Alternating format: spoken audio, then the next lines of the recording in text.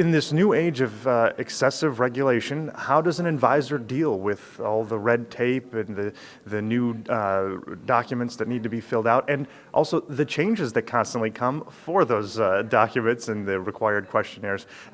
What is an advisor to do? First of all, I would advise constantly to monitor all these regulations, which of course I know is a tough job and requires resources and skills, but there is no way out. At least the whole advisory process is not regulated from one day to the other.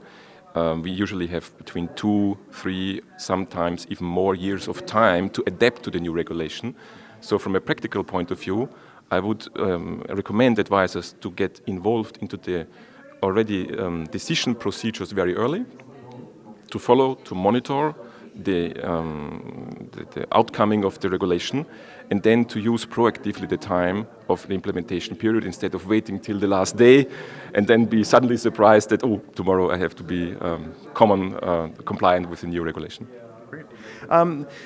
There's a lot of talk throughout the forum about simplicity. What can organizations like CIFA and most importantly its members, the IFAs, who want more simplicity, what's the message to the governments on that issue?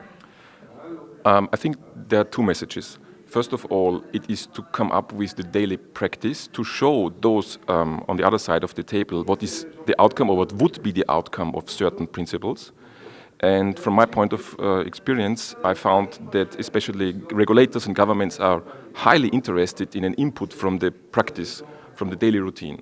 So we, once again, should engage very early to show them if you regulate, for example, advisory in this or that manner, the outcome would be maybe in a negative result for our clients.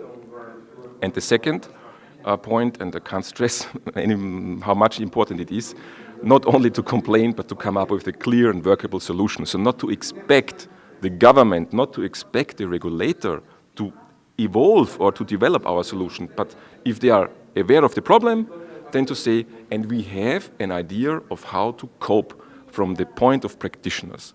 And once again, from my experience now, from 12 years now lobbying for the financial advisory sector, if this is a reasonable, workable solution, the possibility that you will come up with this kind of regulation is very high.